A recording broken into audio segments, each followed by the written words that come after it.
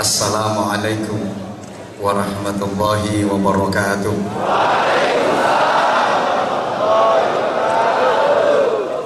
Bismillahirrahmanirrahim. Alhamdulillahilladzi ja'alana minal ladzina yastami'una al-qawla fayattabi'una ahsanah. Ittabi'u man la yas'alukum ajran wa hum muhtadun. Asyhadu an la ilaha illallah wahdahu la syarika lah wa asyhadu anna Muhammadan abduhu wa rasuluhu la nabiyya ba'dah. Allahumma shalli wa sallim wa barik ala sayyidina wa maulana wa syafi'ina wa uswatina wa qudwatina wa habibina wa qurrati a'yunina Muhammadin sallallahu alaihi wasallam sahib syafa'ah wa ala alihi wa ashabihi wa man tabi'a rusydah. Subhanaka la ilma lana illa ma 'allamtana innaka antal alimul hakim. Rabbi shrah li sadri wa yassir li amri wahlul 'uqdatam min lisani yafqahu qawli waj'al li waziran min ahli. Rabbana atina min ladunka rahmah wa hayyi' lana min amrina rasyada. Rabbana la tuzigh qulubana ba'da idh hadaitana wa hab lana min ladunka rahmah innaka antal wahhab. Amma ba'd. Ikraman wa ta'ziman wa hurmatan wa mahabbatan. Salam hormat, salam ta'zim, salam ukhuwah, dan tentu saja salam kul huwa ilaih. Awalan saya haturkan kepada para alim ulama, para amir masjid, musalla, ketua dewan syura, para pembina, ketua dan para pengurus KMI yang saya taklimi, yang sama-sama kita hormati.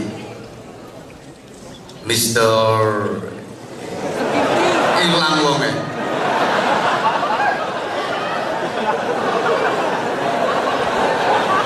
Ras itu.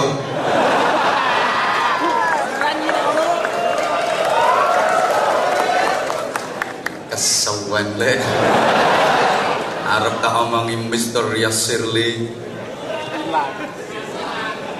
Hilang wongnya. Maksudku Arab tau mengi, aku orang ngerti omonganmu. Aku medendeng orang nyawang awakmu, tapi nyawang jilbab abang burimu.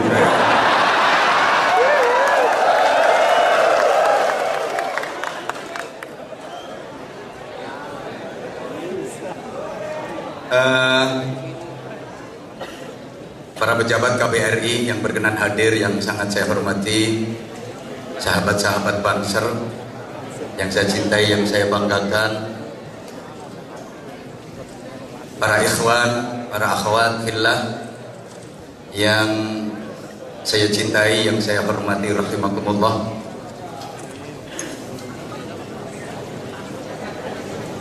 Saya bahagia, saya bangga sekaligus salut menyaksikan semangat saudara-saudara saya di negeri ginseng ini yang luar biasa antusias dalam mengikuti majelis taklim hari ini. Subhanallah walhamdulillah wala ilaha illallah wallahu akbar. Tapi pertama saya terasa gimana gitu oleh MC Master of Ceremonial tadi. Saya dipanggil Al-Mukarram Kiai Haji. Jujur ketika dipanggil Kiai itu terasa bendol das saya. Saya merasa sangat tidak layak dan belum pantas untuk dipanggil Kiai. Karena panggilan Kiai itu untuk orang-orang yang betul-betul paham dan mengetahui berbagai macam disiplin ilmu agama. Sedangkan Anwar Zahid Al-Fakir Al-Dhaif gak iso ngaji. Lagian kata orang-orang Yang pantas disebut kiai itu kalau istrinya 2. Kalau istrinya cuman 1 tuh ya ustadz gitu aja. Kalau istrinya 2 baru kiai. Kalau istrinya 3 syekh. Maksudnya syekh puji. Nah itu kan istrinya 3. Pak bojone sik cap cilik. Emang Syekh Puji itu pinter. Kalau pilih istri itu yang masih tembean-tembean itu. Kata orang-orang gitu. Kalau istrinya 4, nah itu kanjeng. Maksudnya kanjeng doso. Kalau istri lebih dari 4 baru dipanggil eyang. Iya. Eyang subur. Itu istrinya sampai 8. Dadi kabeh. Embuh, dia itu ikut imam siapa kurang tahu. Istri 8 masih jadi semua. Imam Maliki nggak boleh, Imam Hambali nggak boleh, Imam Hanafi nggak boleh, Imam Syafi'i nggak boleh, Imam Samudra wis mati. Makanya kasihan sampai guru bibine gempong untuk nentek. Kebanyakan istri. Saya pernah ditanya sama orang kenapa yang subur pipinya kempong untuk nentek, tak jawab kakean mentil.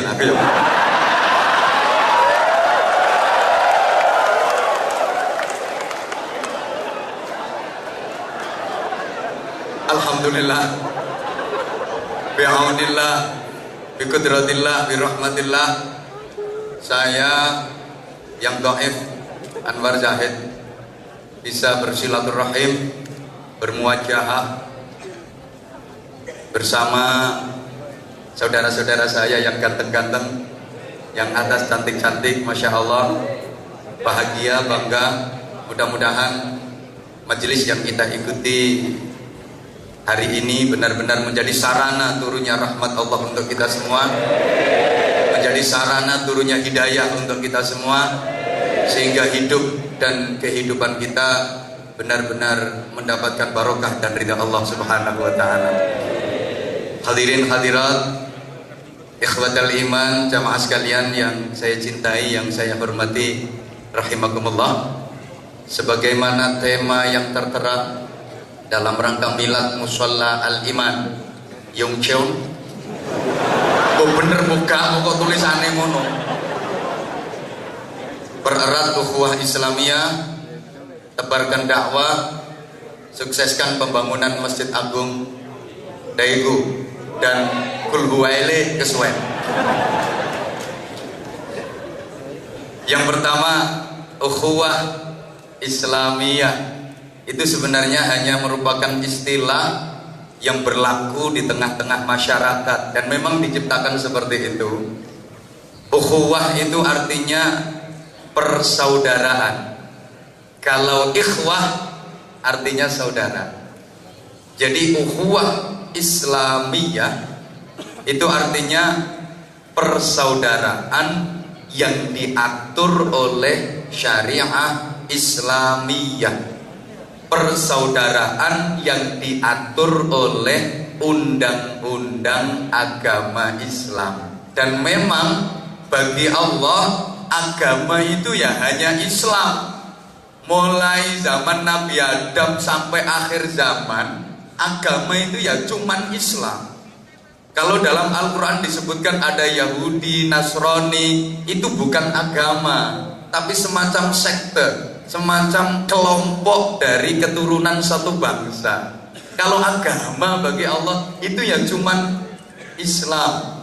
Jadi saya ulang, ukhuwah Islamiyah itu bukan hanya bermakna persaudaraan antar umat Islam saja, tapi lebih bersifat umum. Berarti rumah modelnya itu universal. Arase iso kuyo mek kuwi tok. Iku ngapalno suwengi yo. Bener boga. Sifatnya menyeluruh, mencakup semua persaudaraan. Bukan hanya persaudaraan antar umat Islam saja.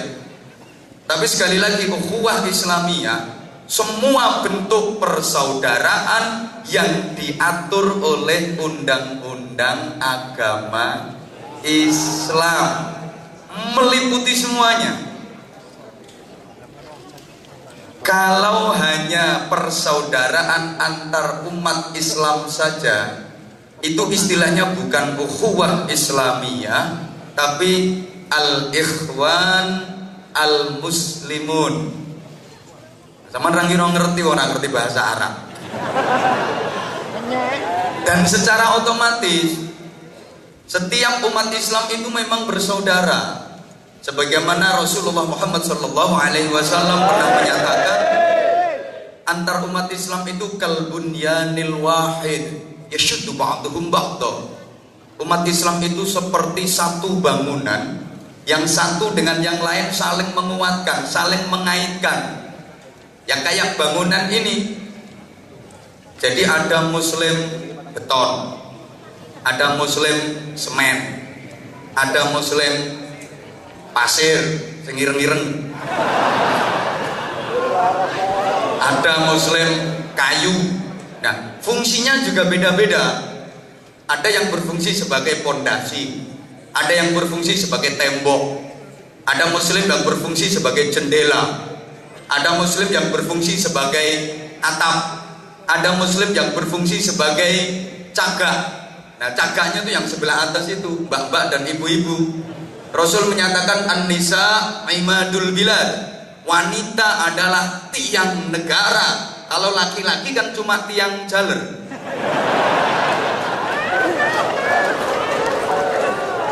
Jadi kalau Islam sudah menyebut dan mengatur ukhuwah Islamiyah, persaudaraan yang diatur oleh undang-undang agama Islam, maka sebenarnya gak perlu ada istilah ukhuwah-ukhuwah yang lain.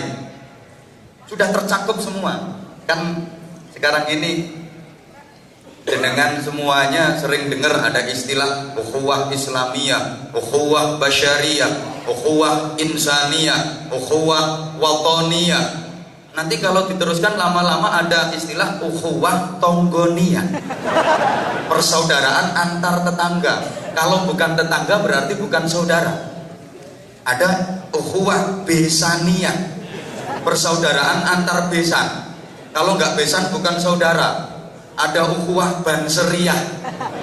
Kalau nggak banser berarti bukan saudara. Nanti ada ukhuwah gosipiyah, persaudaraan antar tukang gosip. Ada ukhuwah togheliyah, persaudaraan antar tukang penjudi tato itu. Iya, ada ukhuwah iya, macam-macam.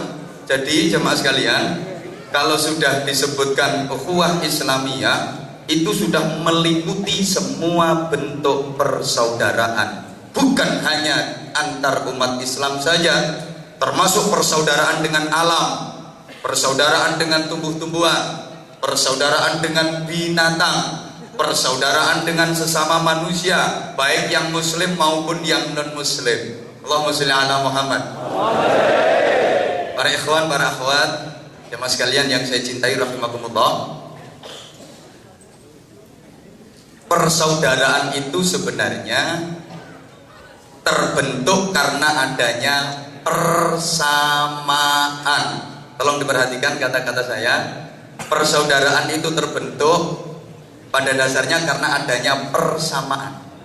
Karena terjadi persamaan, maka terjalinlah persaudaraan. Dan semakin banyak persamaan, maka akan semakin kuat persaudaraan. Arase bisa puyung tok. Kayak saya dengan Anda semua ini kan banyak persamaan, betul? Agamanya sama, Tuhannya sama. Yuk nyaut, agamanya, Tuhannya, nabinya, kitab sucinya, sholatnya, puasanya, makannya, minumnya, ngisingnya. Kita banyak persamaan. Ibadah kita sama. Maka kita saudara, persaudaraan kita kuat. Kenapa? Karena kita banyak persamaan. Oleh karena itu tolong, kalau ada sedikit perbedaan, gak usah dibikin ribut, jangan dibikin geger. Kan lebih banyak persamaannya daripada perbedaannya. Kadang-kadang gara-gara beda rokaat sholat tarawihnya terus ribut.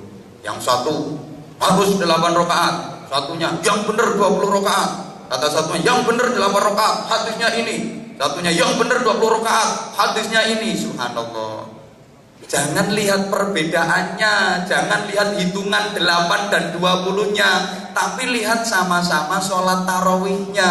Tergantung bagaimana cara kita menyikapinya. Yang 20 rokaat, ketika imamnya 8 rokaat, begitu imam selesai dapat 8 rokaat bubar, tambahi dewe, apa susahnya sih kari nambahi rolas. Demikian pula yang 8 rokaat, ketika bermakmum kepada imam yang tarawihnya 20 rokaat, begitu imam dapat 8, minggato bro, selesai kan persoalannya. Dulu ribut gara-gara beda, satu pakai kunut, satu nggak pakai kunut dalam sholat subuh, ribut dan karu-karuan. Harus pakai kunut karena itu sunnah akad, satunya nggak boleh kunut karena itu bid'ah, ribut dan karu-karuan. Alhamdulillah sekarang udah nggak lagi ribut karena udah sama-sama nggak sholat subuhnya.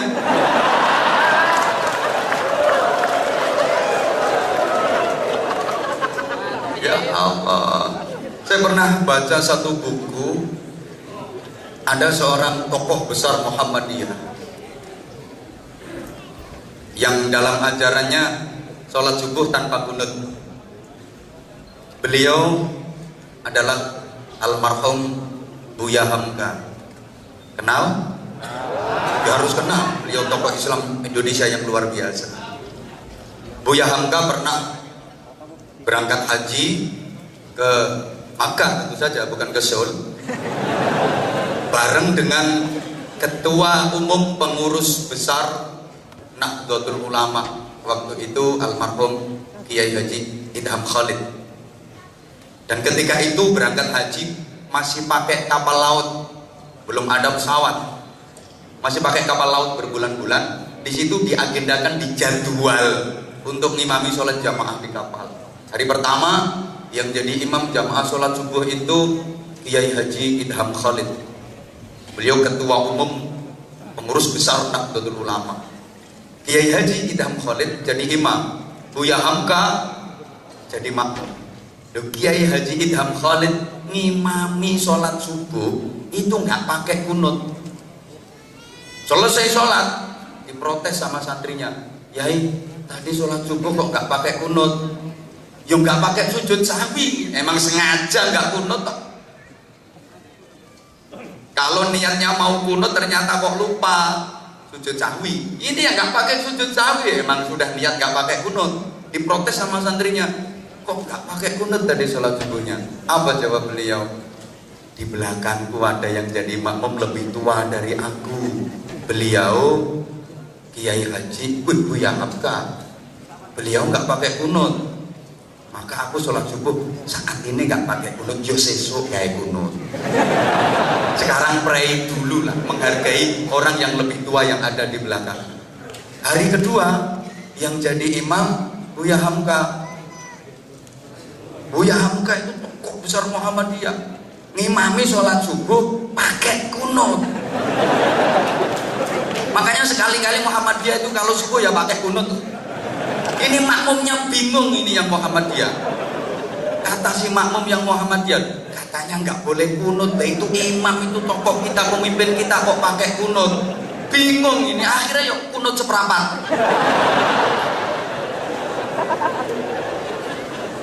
Coba bayangkan betapa beliau-beliau yang ilmunya luar biasa mengesampingkan hal-hal yang sepele kayak gitu. Lah sing ilmune ceketer-ceketer koyo ngene. Kroco-kroco koyo ngene iki perkara ngono dienggo debat lho, Bro. Subhanallah, kadang-kadang soal lebaran aja ribet. Satu hari Rebo, satunya Kamis. Yang Rebo merasa yang bener itu Rebo. Ini sekarang sudah Lebaran kok masih puasa, itu gimana? Haram. Beres sing Kemis, yang bener yang Kemis. Ini masih puasa kok. Udah apa? Kata yang Rebo, ini udah Lebaran kok masih puasa, haram. Kata yang Kemis, wong ini masih Ramadan kok udah Lebaran. Subhanallah, ribet. Akhirnya pemerintah memutuskan Kemis. Aku ditanya sama orang, ini gimana? Saya kalau ikut hari raya Kemis ikut pemerintah gimana? Tak jawab, lah itu riyo negeri aku yo. Kalau saya lebarannya Rebo swasta. Enggak ikut pemerintah. Itu masih ada yang nanya, gimana kalau saya lebarannya Rebo tapi sholat idnya ikut Kemis? Nah, itu namanya swasta bersubsidi. Ya karena pemerintah bingung menentukan lebaran. Ya mungkin nunggu kalau aku jadi menteri agama. Tak putusi sing jelas, enggak usah ngtul huwaile kesuwen ngono nah. Apa bingung Rebo Kemis dalilnya ini langsung palune tak tutup. Dok. Keputusan puasa diulang dari awal. Beres. Ayo pekok kabeh yo ben. Ora usah ribut-ributan. Yang kedua, untuk sidang isbat tahun depan biar gak ribet, yang ikut musyawarah sidang khusus wanita, laki-laki gak boleh ikut, bikin bingung. Kenapa? Karena yang paling paham dan tahu persis kapan datangnya bulan itu hanya wanita.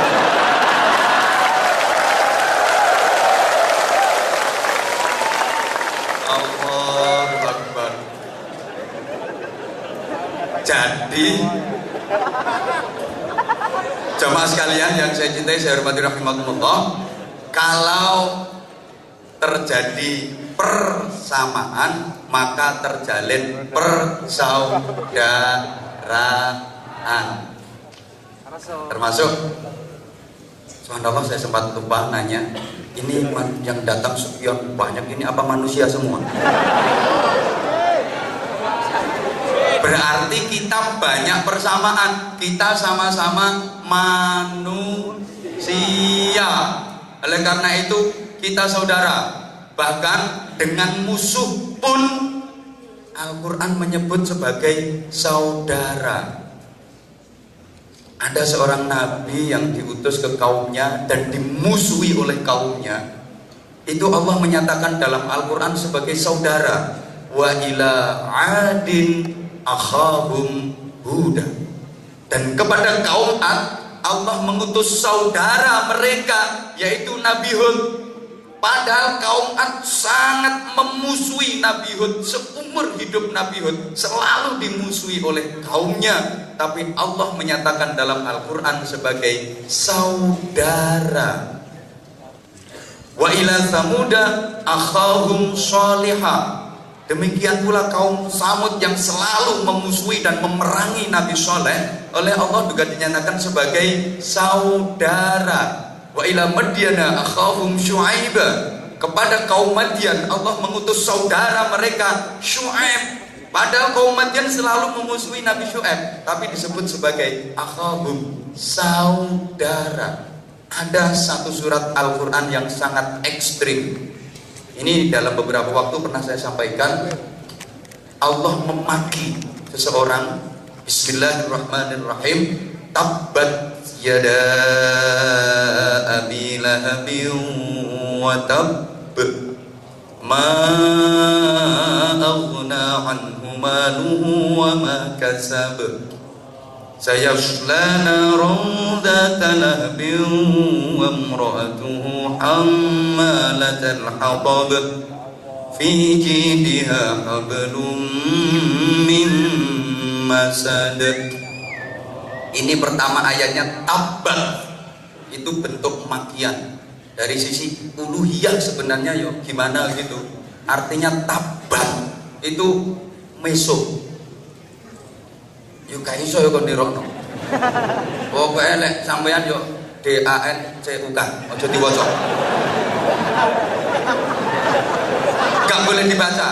Kira-kira tulisannya seperti itu. Abu Lahab. Itu pun membacanya sek dipindo. Watab tidak boleh watab gitu, tapi watab be. Saking gregetene Gusti Allah sama Abu Lahab. Istrinya katut, wa imra'atuhu hammalatal hatab. Allahumma shalli ala Muhammad. Ini kan Allah gregeten sama Abu Lahab. Tapi coba, bagaimana Rasulullah memanggil Abu Lahab yang selalu memusuhinya? Ya ammi, wahai pamanku. Pak leknya lo. Demikian pula Abu Lahab memanggil Rasulullah tuh ya bena akhi, wahai putra dari saudaraku, ponaanku. Makanya kalau terjadi sesuatu perbedaan gak cocok dengan family, dengan tetangga, dengan temen, jangan bermusuhan. Beda pendapat boleh, beda prinsip boleh, persaudaraan harus terus meskipun gak cocok. Karena kalau memutus persaudaraan dilaknat sama Allah.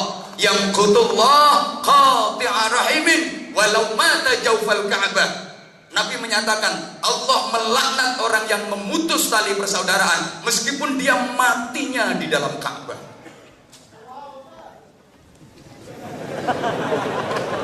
Subhanallah. Dalam hadis lain la yadkhulul jannah qati'ur rahimin. Orang yang memutus tali persaudaraan selamanya nggak bisa masuk surga. Makanya ketika misalnya dengan keluarga kok tidak cocok, nggak apa-apa. Saya memang nggak cocok sama dia, tapi dia paman saya. Saya memang nggak cocok sama dia, tapi dia bibi saya. Anak itu emang nuwakal, aku nggak seneng, tapi dia keponakan saya. Jangan kok kak dulur-duluran ya wis. Apalagi sampai ada yang keliwat, kak dulur-duluran gak paten. Lambene wong Jawa biasanya kayak gitu. Orang Abu Lahab saja yang bencinya kepada Rasulullah luar biasa, manggilnya masih ya bena akhi, keponakanku. Maka kalau ada nggak cocok sama teman, nggak cocok sama keluarga, nggak cocok sama tetangga kok gak tonggo-tonggoan, gak konco-koncoan, gak paten, berarti dia lebih jahat daripada Abu Lahab. Masya Allah. Maka ketika surat Tabat itu turun, ada seorang sahabat kalau nggak salah namanya Ibnu Nuaim. Itu saking gregetannya sama Abu Lahab, dia mikir Allah saja gregetan sama Abu Lahab, saya juga ikut gregetan. Dia itu setiap saat wiridannya itu tabat. Sak lungguhan ini mau tabat bang saya, sambil bawa batu. Setiap tabat ya dah Abu Lahab, ini batu ditempelno. Niat ngepruk ndase Abu Lahab. Berarti tabat ya dah Abu Lahab. Begitu sampai istrinya Abu Lahab, wamro'atu, ini batunya dikerepes-kerepes, diunyet-unyet, niat ngerepes apa nih?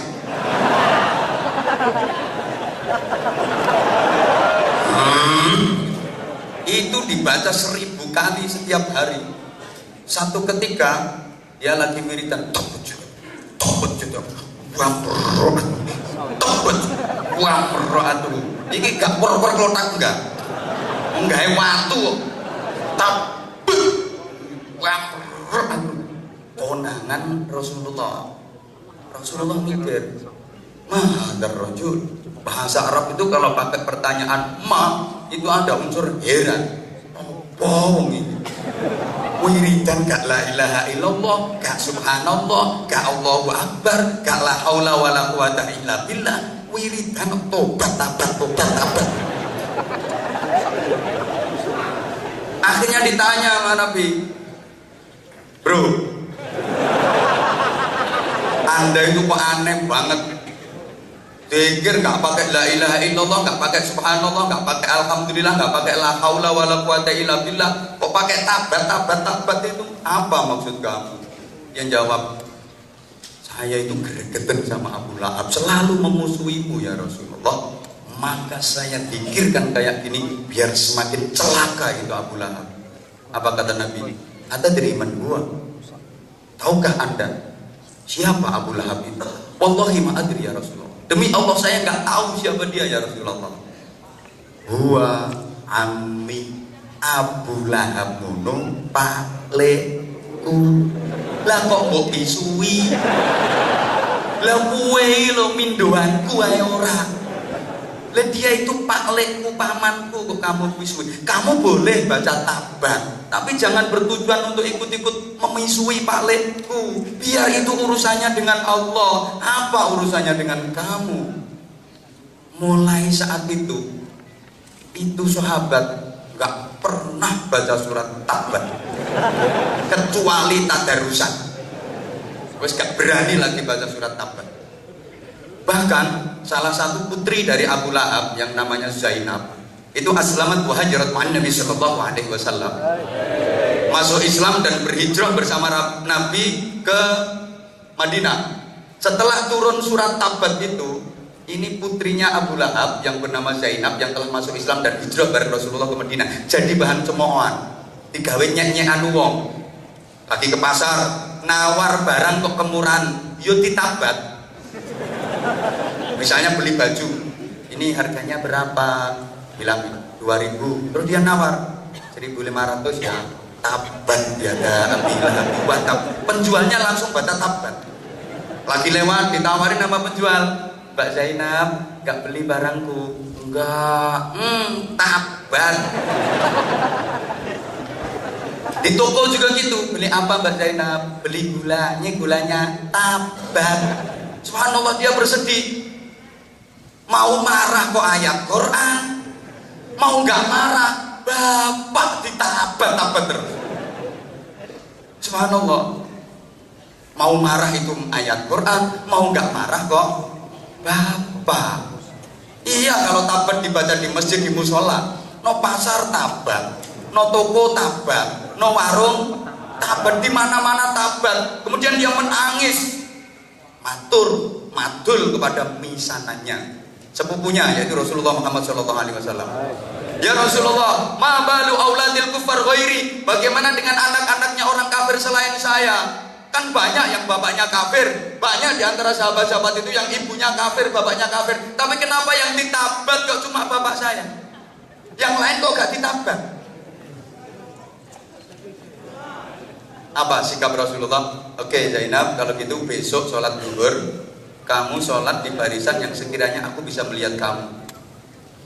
Siap. Begitu jamaah sholat zuhur, ya Zainab itu yang berada di barisan depan, pakai pakaian yang mencolok, biar Rasulullah bisa menengeri, meniteni. Selesai sholat jamaah Rasulullah, Zainab terus berdiri. Zainab ta'al, Zainab kemari. Ya Rasulullah. Zainab berdiri di samping Rasulullah. Kemudian Rasulullah bersabda, Alihi bintu Ami, ini putrinya pamanku. Rasulullah nggak mengatakan hadihi Zainab binti Abi Lahab, enggak. Nggak mengatakan ini Zainab putrinya Abu Lahab, tapi hadihi bintu Ami, ini putrinya pamanku, ini saudari sepupuku. Fala yaqulanna ahadun ilaiha illa khairan. Mulai saat ini siapapun tidak boleh mengatakan kepadanya kecuali perkataan yang baik. Mulai saat itu surat Tabat itu menjadi surat yang paling tidak laku di Madinah. Kesimpulan dari cerita saya ini apa? Betapa Rasulullah sangat mementingkan ikatan tali persaudaraan. Allahumma sholli ala Muhammad. Jadi kata kuncinya persaudaraan timbul karena adanya persamaan. Selama ada persamaan dengan apapun, dengan siapapun, berarti saudara. Arase? Kita dengan binatang itu berarti ya saudara. Itu kan ada persamaan. Saya tanya, binatang itu makhluk hidup apa enggak? Nah terus kita, termasuk yang ngomong, makhluk hidup apa enggak? Ya berarti sama dong. Binatang makan kita juga, binatang minum kita juga, kan sama dong. Binatang tidur kita juga. Ayo nyauto toh bro, gak semangat. Binatang makan kita juga kan sama. Binatang minum kita juga, binatang tidur kita juga kan sama. Binatang rabenan kita juga. Rabenan tuh bahasa. Subhanallah. Maka kita itu punya saudara yang bernama wedhus. Oleh karena itu, Hubungan dengan binatang pun diatur dalam Islam. Allahumma shalli ala Muhammad. Ar-rifqu bil hayawan wajibun. Bersikap lemah lembut, berbuat baik kepada binatang itu hukumnya wajib. Kenapa kok wajib? Karena masih ada hubungan saudara. Loh iya. Jadi kita dengan wedhus itu dulur. Ngono kok ada yang protes. Loh kalau dulur kok disembelih? Loh kan diizinkan oleh Allah. Emang diizinkan oleh Allah, ya disembelih. Tapi karena masih mampu dulur, nek nyembelih gak oleh ngawur. Harus menetapi beberapa ketentuan, beberapa syarat. Wong belih dulure yo. Pisaunya harus tajam. Terus warihil madbu, binatangnya harus dienakkan, posisinya enak baru dingok. Jangan sampai menyakitkan. Ingat, besok Idul Adha misalnya sama lagi nonton kambing, ditanya sama temen, harus nyanti kan? Beleh dulur. Lah dulur kok disembelih? Emang disuruh sama Allah. Halo? Ya Allah ya Karim. Mohon maaf, ada makhluk Allah itu kan macam-macam. Ada makhluk yang punya akal, nggak punya nafsu. Namanya malaikat. Punya akal nggak punya nafsu. Ada yang punya nafsu nggak punya akal, namanya binatang. Nah kita ini manusia komplit, punya akal juga punya nafsu. Bentar, panitia perkemisan nanti dulu. Sung kotak. Ini baru mau serius ngajinya.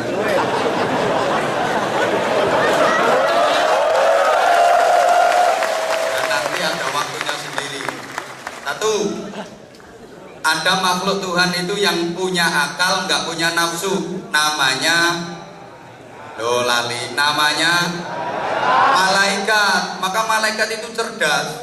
Kalau nggak cerdas gimana, Bang?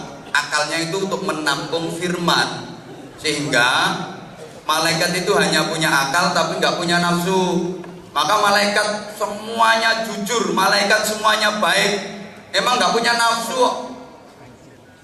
Malaikat Jibril nggak pernah korupsi ayat. Misalnya disuruh sama Allah, ini sampaikan ayat ini kepada Nabi, wah lihat ini ayatnya bagus, nggak usah sampaikan pek dewe ae, gak ono. Sing korupsi ku mbok sapa ngono. Kalau malaikat Jibril nggak pernah seperti itu. Malaikat Mikael nggak pernah salah dalam membagi rizki. Rizki untuk sampean nggak mungkin salah ke ini Amir Musola. Demikian pula rezekinya Amir Musola nggak mungkin keliru jatuh ke sampean. Malaikat Mikael nggak pernah salah. Yang suka salah itu panitia pengajian.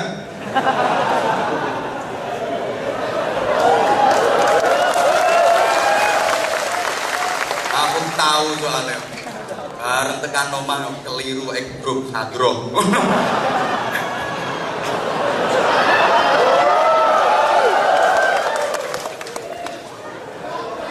Nah, semua orang itu rezekinya udah diatur sama Allah, dan malaikat Mikael yang bagian menyalurkan sebagai penyalur rezeki nggak pernah salah. Wis ono jatahe dhewe-dhewe. Setiap orang ada jatah rezeki masing-masing. Kerja itu hanya bagian dari ikhtiar. Jangan dipikir kalau kerjanya keras pasti rezekinya banyak. Belum tentu. Wong loro nemen nih lho. Loro nemen wis gak iso apa-apa karep.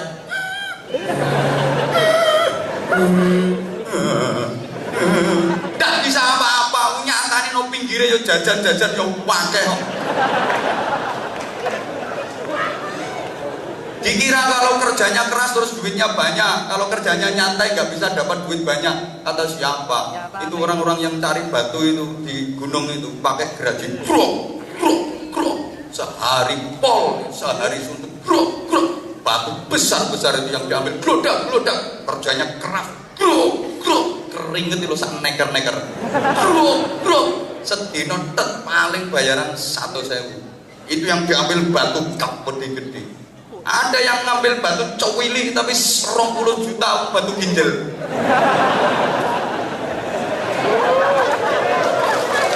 Batu ginjal wes. Oke. Terus malaikat Malaikat Israel juga gitu. Gak mungkin salah nyabut nyawa, gak mungkin salah sasaran. Misalnya ini sebagian dari Amir musola ini ada yang itu baju putih itu misalnya, loh, dicabut nyawanya kok 2 bulan lagi, nggak gue, nggak mungkin salah. Terus sampean misalnya besok dicabut nyawanya, ya besok. Saya misalnya 90 tahun lagi, ya Israel nggak mungkin salah. Karena malaikat itu nggak punya nafsu, maka malaikat nggak pernah dosa. Jadi malaikat itu ada apa ya? Ada dosa kayak apa itu nggak kepingin lah malaikat itu. Teman pernah dengar ada malaikat minum ciu? Ambo ono bokong kau wedi malaikat itu serang ujung lere. Sing biasa pelora-pelora apa to ngamun. Loh iya emang malaikat itu udah punya nafsu, dia hanya punya akal. Sehingga malaikat itu ya gak tahu gojlok-gojlokan, tahu tugasnya masing-masing. Misalnya malaikat Jibril lagi lewat, tahu malaikat Israfil yang tugasnya niup trompet itu. Jibril yang gak pernah gojloki, pel. Arab tahun baruan kok nggo trompet. Udah. Gue emang gak punya nafsu, hanya punya akal. Saya tanya, tolong dijawab. Halo. Aku takut jawab ya. Taman seneng di kenal wong, ambek kenal malaikat nu seneng di. Hah? Seneng kenal wong. Wong karo malaikat lebih mulia wong, lebih mulia manusia daripada malaikat. Malaikat pantes gak pernah dosa. Emang gak dikasih nafsu. Gak duwe birahi, gak duwe nafsu. Ketok wong untung mulus-mulus putih-putih. Kebelah seorang ngiler. Enggak duwe nafsu. Balik sampean yang ngurus cewek Korea sing sak mene-mene. Masale ngadeg ke malah ngene. Ya Allah, ya Allah. Satu, udah.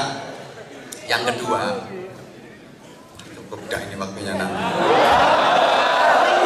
Ya tolong nyumbang biro ini.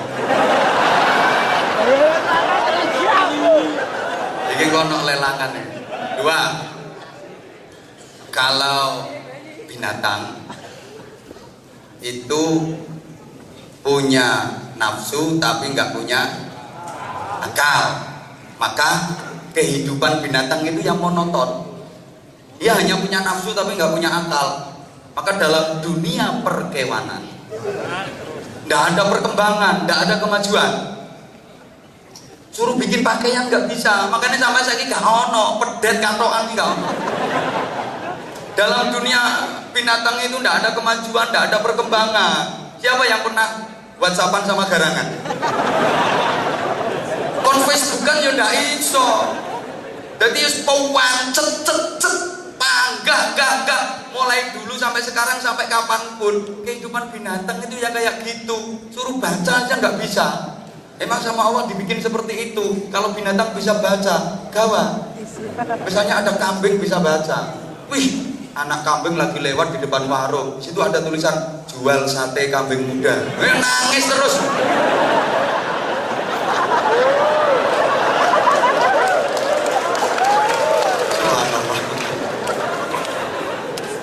Jadi karena binatang itu nggak punya akal, yang monoton. Halo. Makanannya ya mulai dulu sampai kapanpun ya itu aja. Kayak jaran, sapi, wedhus, itu panganannya ya suket mentan. Sampai kapanpun ya suket mentan, karena dia nggak punya akal. Yang kok gak berpikir sekali-kali kayak sop damen.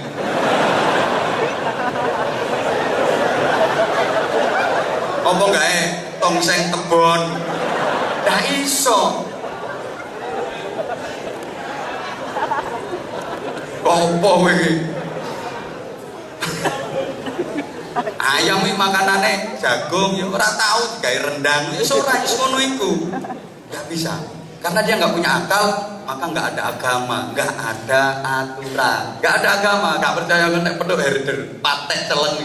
Takonono, bro, agamamu apa? Lekat ngomong. Emang nggak punya agama, karena nggak ada agama, nggak ada aturan. Wedhus si rabenan sak dalan-dalan biasa. Wedhus lanang ketok, wedhus wedok celingkring langsung pluk. Biasa, nggak ada agama. Makanya apa nono TKI? Kok kadek pacaran no tengah dalan pacaran sak dalan-dalan karo sing model ndukur-ndukur ngono kae. Berarti lebih hina daripada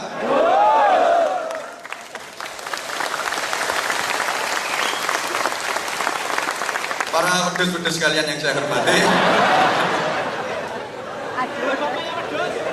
Subhanallah. Lah namanya wedhus gak punya akal loh. Dia kencing sak dalan-dalan biasa, gak ada agama, gak ada aturan.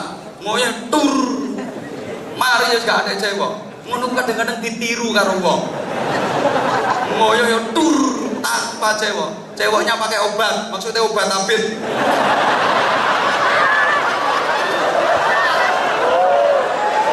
Itu berarti manusia yang tiru derajatnya lebih hina daripada. Oke, kalau malaikat punya akal tapi nggak punya nafsu, kalau binatang punya nafsu tapi nggak punya akal, lah manusia. Ini manusia semua kan? Ini komplit. Ya punya akal, ya punya. Ayo tuh nyaut. Ya punya akal, ya punya. Ya punya nafsu, ya punya. Komplit. Maka ketika akal manusia bisa mengendalikan nafsunya, maka dia bisa lebih hebat daripada malaikat. Tapi sebaliknya, ketika justru nafsunya yang mengendalikan akalnya, maka dia lebih hina daripada binatang. Enak ngomong wedhus aja karo nyawang aku. Kau enak. Wedhus sampai ngene. Matur suwun. Wedhus tapi disenengi wong akeh. Ngene.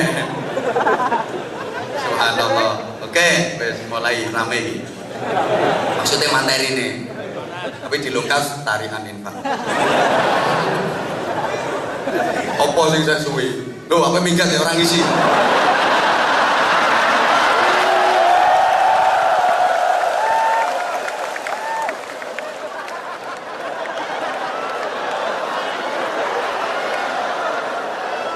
Ya wis, nek kudu ngoyo. Tapi cewek lho ya. Kok pas gak cewek kok, lagi berarti kayak contoh dipraktekno. Ojo rame-rame sana sing dukur. Wes, iku bisa. Dan kalau akal manusia bisa mengendalikan nafsunya, maka manusia bisa lebih hebat daripada malaikat. Kenapa? Karena akalnya divariasi dengan keindahan nafsunya.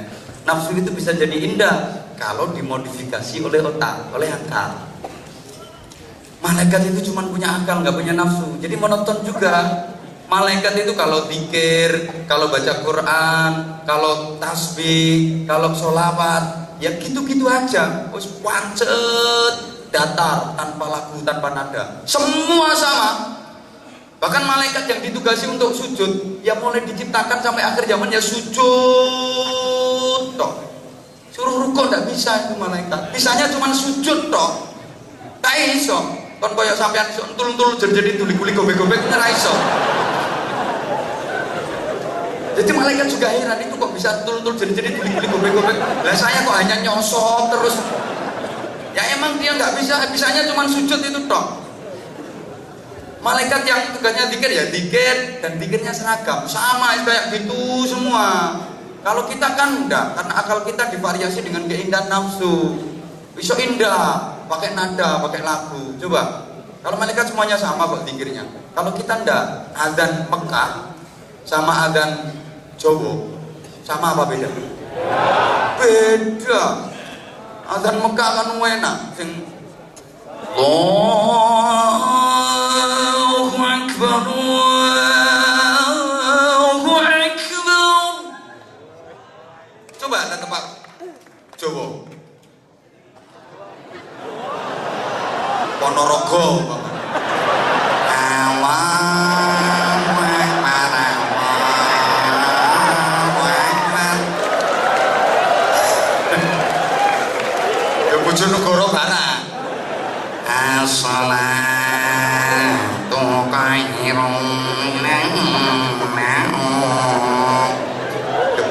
adanya aja udah beda-beda. Jawa Barat, Korea raiso. Bahasa Korea iso ku mobil mogok dorong dong kuwi tok.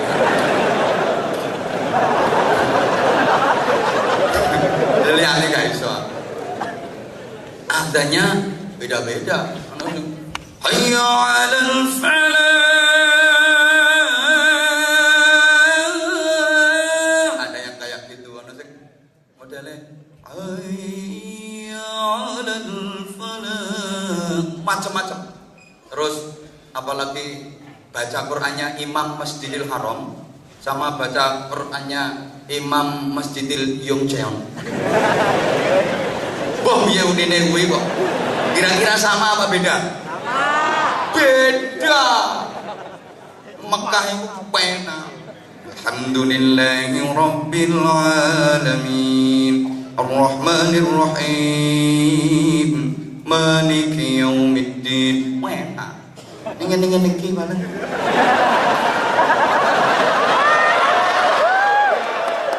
Ayo manggelo tak dukno pisan. Nek di loke ngene iki merupakan spirit motivasi. Aku kudu enak saiki ngaji. Semangat. Tuntuti biasa. Saya dulu juga gitu di loke. Ceramah kok kayak gitu. Saiki iso tekan Korea.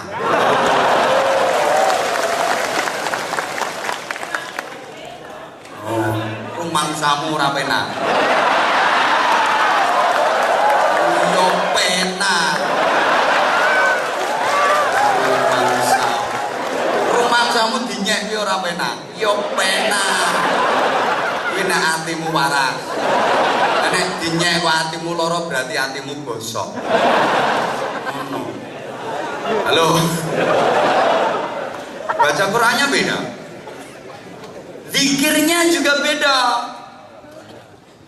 Beda-beda kalau kita emang akal kita dihias dengan keindahan nafsu. Zikir aja beda-beda. Sama-sama la ilaha illallah itu beda-beda. Kalau untuk takbiran nih kok Allahu Akbar, Allahu Akbar, Allahu Akbar, la ilaha illallah kayak gitu. Tapi kalau untuk tahlilan beda lagi. La ilaha illallah, la ilaha illallah. Kan sama-sama la ilaha illallah. Tahlil aja beda-beda. Kalau tahlilnya wong sugih yo berkat gede yo. La ilaha illallah, la ilaha illallah, la ilaha illallah. Ane wong gak duwe berkat kepengin.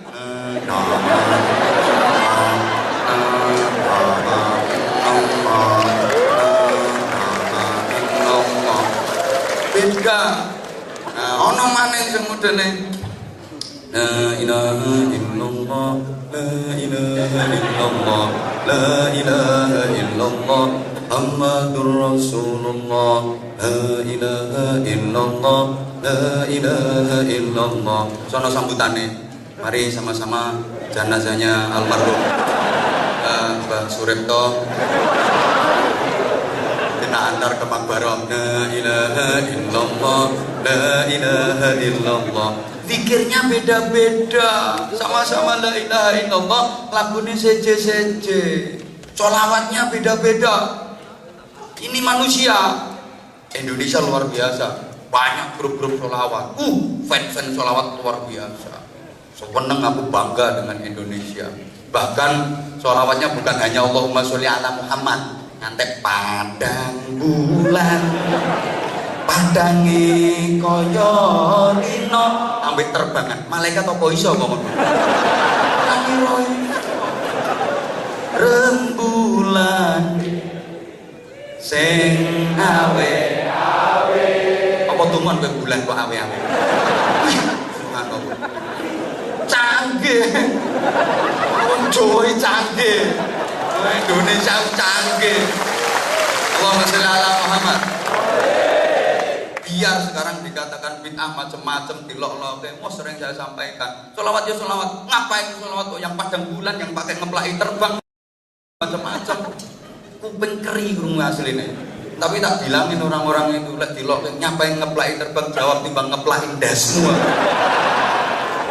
Ya bener. Nyatanya akhlaknya ya api-api kok. Pernah dengar ada tawuran antar grup sholawat? Ndak ono. Ono grup sholawat kok ngombeni ciu. Ndak ono. Akhlaknya api-api kok. Senengane musil lah. Aminnya juga beda-beda. Amin itu beda-beda. Kalau malaikat amin itu sama, seragam. Makanya ketika sampean sholat berjamaah, tahu jamaah apa ora apa teman jeburis-jeburis.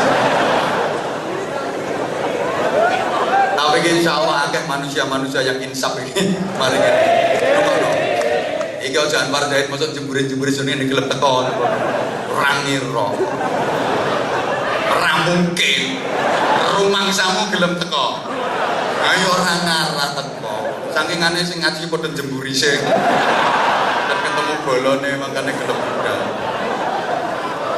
Allahumma sholli ala Muhammad. Subhanallah. Siapa yang sholat berjamaah ketika imam selesai waladhdallin terus baca amin kok bareng dengan aminnya malaikat, diampuni semua dosanya. Malaikat itu aminnya wis ngono iku modele kayak gitu, enggak variatif. Nah kalau kita kan ya tergantung lagune imam toh. Nah imam lagune waladhdallin amin. Lah nek imame waladhdallin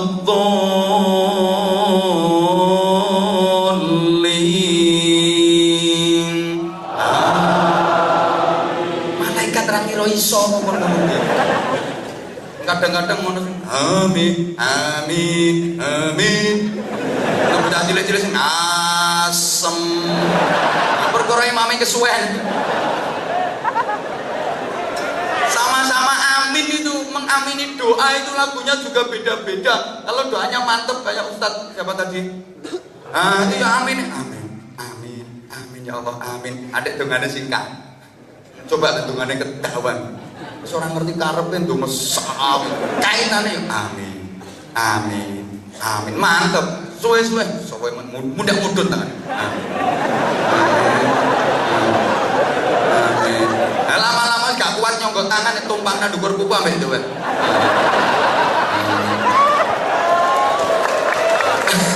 Agak tanda begecil-begecil ngene kayak amin. Amin. Aminnya aja beda-beda. Jadi, tolong perhatikan, kalau akalnya bisa mengendalikan nafsunya, maka manusia lebih hebat daripada malaikat. Tapi, kalau akalnya dikalahkan sama nafsunya, justru nafsunya yang mengendalikan akalnya, maka manusia lebih rendah daripada binatang. Allahumma sholli ala Muhammad. Binatang hanya punya nafsu, nggak punya akal. Maka pantas kalau binatang itu ya nakal kayak gitu, memang nggak punya akal. Kayak wedhus itu, ya nggak punya malu, hanya punya kemaluan. Nah, maka benar tak dalan-dalan biasa tuh. Nah, kalau sampean itu lah terus tiru wedhus itu kan yo. Nah, karena binatang itu nggak punya akal, maka nakalnya itu ya pancet kayak gitu. Mulai dulu nakalnya ya cuma kayak gitu, nggak variatif blas nakalnya.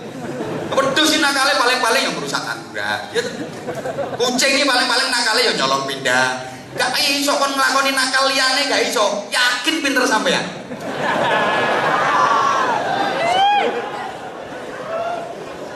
Tikus sih nakalnya ya wis merusak pari. Ngono iku. Nggak variatif sama sekali, nakalnya ya cuma seperti itu. Cuman pernah dengar ada kambing jadi tersangka, kucing terus ditangkap KPK. Dah ono. Kamu pernah dengar? Hoi, ono wedhus nyolong sepeda motor. Ono, sing nyolong kuwi koncone. Iya, wedhus gak tahu nyolong. Sehingga ketika manusia akalnya sudah dikuasai oleh nafsunya, nilainya lebih rendah daripada binatang. Larang kewane. Aku kan pernah nyampein, wong gendeng ambek sapi gendeng larang. Larang sapi gendeng. Sapi gendeng muncul koyo anak. Ayo sapa iso ngenekno? Hodak-hodakan. Seletik sapi rapopo tangi maneh hodak kenek ngepek. Jajal paling musik gendeng muncul. Atau nggih pengumuman kon ngepek wong sak kathok-kathok ene ono sing gak kira arep. Nah, ngomong-ngomong soal binatang saudara kita itu. Pembunuh itu sampai. Maka ini loh, ini bener banyak orang diridhoi Allah, dapat rahmatnya Allah, dimasukkan surga gara-gara binatang. Tapi banyak pula yang dilaknat Allah gara-gara binatang. Oke. Imam Ghazali, Muhammad bin Muhammad Al-Ghazali itu dapat ridhonya Allah gara-gara laler. Gara-gara lalat. Beliau lagi nulis kitab, zaman dulu itu kalau nulis kitab pakai tinta. Tinta itu bahasa Inggrisnya demangsi. Karo itu lagi nulis kan dulu pakai pena celupan terus nulis terus nulis. Itu ada lalat haus, plek. Subhanallah. Ini lalat sud nyedot ini tinta diminum. Ini Imam Ghazali berhenti nulisnya, nunggu sampai lalat ini kenyang. Begitu lalat ini mabur pur mau nulis, koncoe teko, plek melu pisan deh. Nyut. Imam Ghazali nggak mau ganggu ini lalat, padahal lagi nulis kitab loh ini. Biarkan kenyang dulu. Ya diem, bahkan nggak gerak, takut kalau gerak nanti lalatnya sungkan, terus mabur. Apa ini haus, ini kenyang, mabur. Mau dicelupin, tekon nih koncone, pleng, suwengi lo nggak nulis. Perkara laler lo gentenan, mau laler biasa, mau laler nggak biasa. Lo gara-gara welas sama laler itu, dirahmati Allah, dapat ridhonya Allah. Masih ingat kisah seorang perempuan, mohon maaf, nakal, yang istilah kerennya pelacur, tempeli alat mancur, WTS pada titip senjata itu. Katanya orang-orang balon yang bayar dapat kelon itu kan ada itu perempuan nakal, dia habis melayani entah dapat berapa laki-laki, kecapean melaku saya sampai heke menengok bayang ke di tengah padang pasir dia jalan panas karu-karuan, tengah padang pasir haus lapar, hampir semaput dia, hampir nggak sadarkan diri, saking laparnya, saking hausnya. Kuasanya Allah, di tengah padang pasir itu ada satu pohon yang rindang. Dia tertatih-tatih berjalan ke situ. Di bawahnya itu ada lowongan. Apa bahasa Indonesianya ini ya? Lubang itu terus seling gak kok ya. Dan di lowongan itu ada air, ya semacam sumber kecil itu loh. Ada air. Sok meneng dia. Ini aku bisa minum. Yang mau ngambil air itu untuk diminum, itu di samping sumur itu ada anjing. Sorry, aku ngomong anjing kalau nyawang sampean ya. Itu kejet kosel-kosel karena kehausan hampir mati. Kemudian dia lepas sepatunya, dia turun ke lubang itu, dia ciduk air. Ya, yang penting sampean paham lah wis. Dia ciduk air itu dan diombekkan. Diminumkan ke anjing yang lagi kecil-kecil yang kosel-kosel tadi. Begitu dapat minum, ini anjing terus seger lari, dia ngalak tidak minum demi kasih minum anjing. Diterima tobatnya sama Allah, diridhoi Allah gara-gara ngekei ngombe asu. Apa maneh ngekei ngombe aku?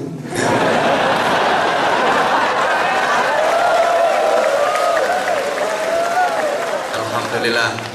Ini tahu panitia minuman kesukaan aku, kopi. Semalam kan aku dikasih minum kopi susu. Tak bilangin nama panitia, aku paling gak seneng minum kopi susu karena minuman yang gak jelas. Lah kopi ini ngajak melek, susu ini ngajak turun.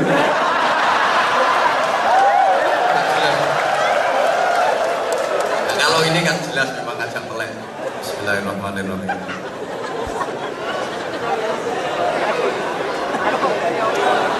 Kopi Korea ini modelnya ini.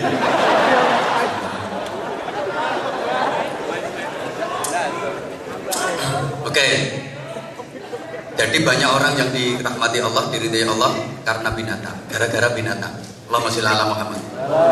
Sama sekalian rahimakumullah, zaman Bani Israel itu ada seorang ulama besar. Dia lagi jalan, dicopot semut kakinya, cedik, tersinggung, ulama dicokot semut, semut wani nyokot ulama. Dia tersinggung, semut asem ini. Semut itu berani-beraninya nyokot sikilnya ulama. Dia marah, akhirnya ambil pelepahnya kurma itu, bahasa Jepangnya debelara. Ambil yang kering itu, terus dibakar itu. Omae semut itu dibakar. Dia langsung dapat teguran keras dari Allah. Kamu berbuat dolim. Kenapa ya Allah? Lawang yang gigit kamu cuman semut satu, semut sak kampung kok bakar semua itu. Saya nyokot ini semut siji, lo kok semut sak kampung kok obong kabeh. Yang kedua, yang berhak menghukum pakai api itu cuman aku, yang lain nggak boleh. Akhirnya dia gara-gara dolim sama semut itu dihukum Allah, suruh tobat sampai 3 bulan terus menerus baru diterima tobatnya. Jadi banyak yang dapat ridha Allah karena binatang, banyak yang dimurkai Allah juga karena binatang. Allahumma sholli ala Muhammad. Ada seorang perempuan yang masuk neraka gara-gara kucing. Dia habis goreng pindang, kalau cerita zaman sekarang kayak gitu, habis goreng pindang, pindangnya ditolong kucing. Dia marah, itu kucing dikejar-kejar, ditangkap terus dikerangkeng, beberapa hari gak dikasih makan sampai kucing itu mati kelaparan. Dia dimasukkan neraka gara-gara kucing. Ya Allah, emang kadang-kadang antik kayak gitu. Pernah dengar ceritanya Imam Hatim Al-Asyam, namanya Kiai Hatim Al-Asyam, itu julukan yang tuli, sebenarnya nggak tuli, ulama atau tuli, enggak. Itu dia diangkat oleh Allah jadi wali. Ceritanya kan gara-gara gini. Hatim Al-Asyam itu punya toko, kalau zaman sekarang ya kios, toko peracangan itu, punya toko peracangan. Nah satu ketika ada seorang cewek yang cantik, payu, dorong kene nanti yo. Oh kamu, bukan aku mbak, saya ngomong ini loh, kroco-kroco itu saya ngomong. Tak ono jare pelecehan ayu-ayu ning ngono. Saiki ayu bol atau pandokono enggak ro aku. Ini dia, ada seorang cewek cantik mau ke toko mau belanja. Waktu itu habis hujan. Lagi jalan di depannya toko. Terpeleset ini perempuan. Srek, doprok, klaksone munyi. Suaranya keras karena memang bokongnya agak gede. Kan volume entut itu tergantung ukuran bokong. Semakin gede ukuran bokong, semakin keras volume entutnya. Kalau bokong cilik ya lagi bokong gede. Lah ini perempuan habis rujaan, habis makan pete lah, sabune gak enak. Mambune bel-bel, selemut-selemut, selendep-selendep dak karo-karuan. Karena dia begitu dobrok, prok terus baunya ndak karo-karuan. Subhanallah. Ini Hatim ya tahu, tapi dia berusaha untuk pura-pura tidak tahu. Kemudian setelah ini perempuan bangkit, wisin, wajahnya ditutupi. Bayangkan ada perempuan cantik kentut di depan kiai. Ya wisin pol tuh, ngentut nang ngarepe kiai. Misalnya kayak mbak-mbak ngentut nang ngarepku. Nek nang ngarepmu ya biasa. Karena kamu layak untuk dipentut. Ya wisin, malu dia, wajahnya ditutup. Ini Hatim pura-pura. Terus dia nanya, Imam Hatim, beli apa mbak? Itu sambil malu dan menutup wajahnya dia ngomong, beli gula. Apa? Dia pura-pura nggak dengar. Gula apa? Ngomong yang keras mbak, aku nggak dengar. Beli gula. Maaf mbak, di sini nggak jual beras. Gula. Di sini nggak jual beras, Mbak. Pura-pura tuli.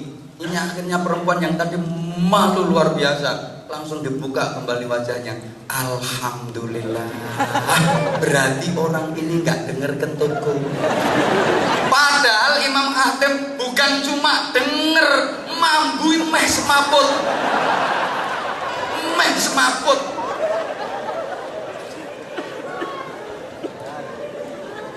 Tapi karena dia menutup kemaluan, kok menutup kemaluan?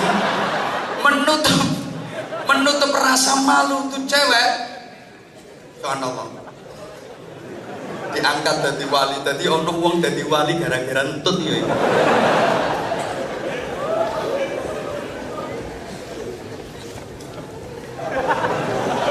Modelmu kok gak percaya itu.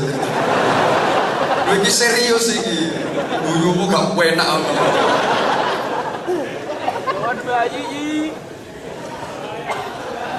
Malah telat guyune. Allahumma sholli ala Muhammad. Nah, saudara-saudaraku, saya suwe biasanya main sak jam. Mas ijo yo. Oke. Tambahi. Coba ijo yo.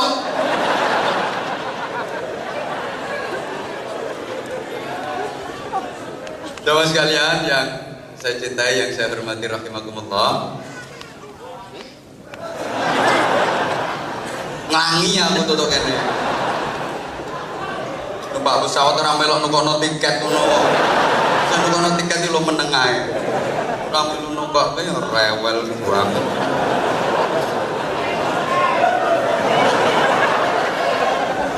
Malah mohon maaf banget ya. Termasuk saudara kita yang gak boleh kita lupakan. Ini saudara kita yang juga banyak persamaan dengan kita, nggak boleh kita lupakan, yaitu setan.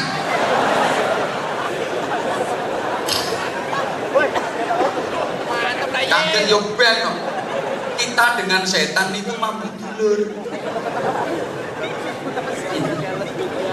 Biasanya orang kalau digituin itu marah, malah seneng ya. Padahal dulurnya teman berarti. Loh iya. Loh kita sama setan itu ya punya persamaan. Ya sama-sama makhluk jelas. Sama-sama makhluk jelas. Binatang juga makhluk, setan juga makhluk. Ya tumbuhan juga makhluk, jin juga makhluk. Tapi manusia kan yang paling baik, paling bagus dari makhluknya Allah. Makanya ada lagu makhluk Tuhan paling seksi. Kamulah makhluk Tuhan yang tercipta yang paling seksi. Lu bojone kancaku. Kandhane Ahmad Dhani kancaku iki. Ngono. Wis to, kita dengan setan itu dulu.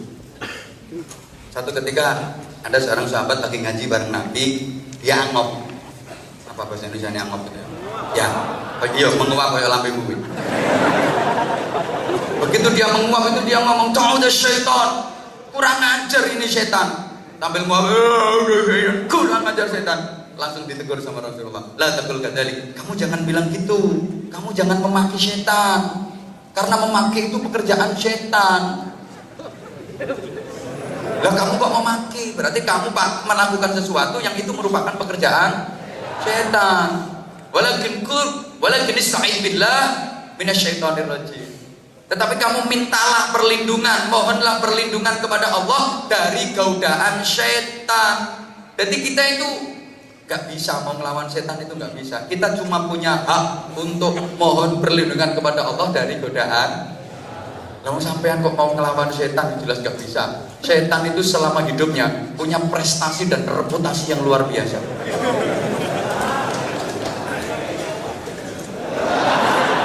Gaya dulurmu sitoke gaya.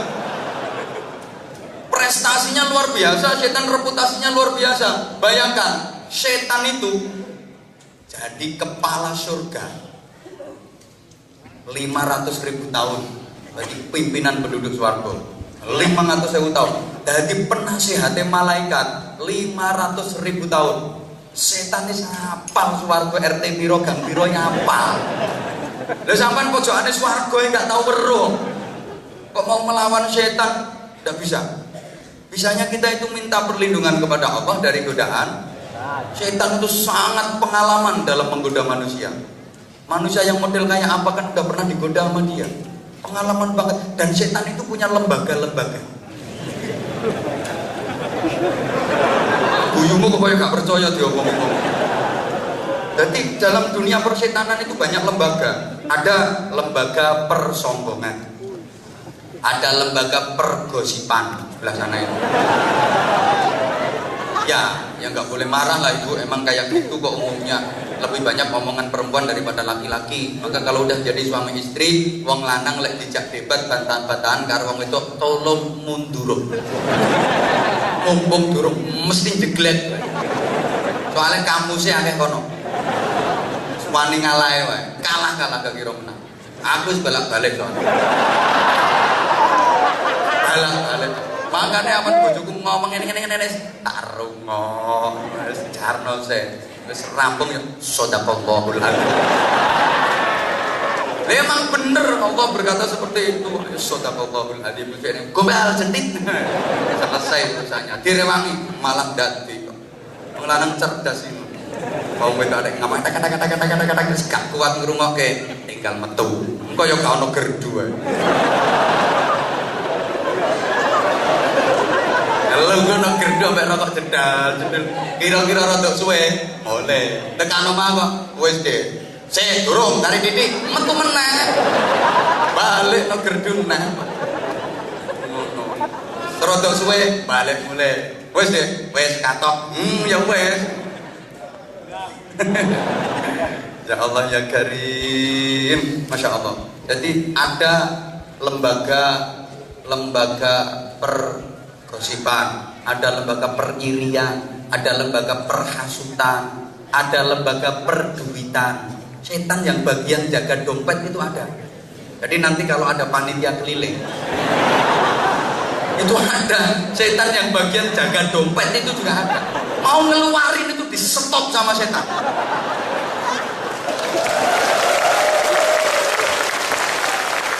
Maka nanti kalau panitia keliling ya nggak ngasih, berarti itu temennya. Bukan hanya itu, kalau dia di stop kok masih tetap dia ngambil, itu setan nggak kalah trik. Setan masih punya trik. Mau ngeluarin yang gede, sama setan dibalik kayak ojo gede-gede. Maka nanti kalau di dompetnya ada duit gede tapi yang dikasihkan kok yang kecil, itu juga berarti temennya. Maka biar gak kalah sama setan, berapapun yang ada di dompetmu ambil semua, lebokke kabeh. Insya Allah mulihmu melaku.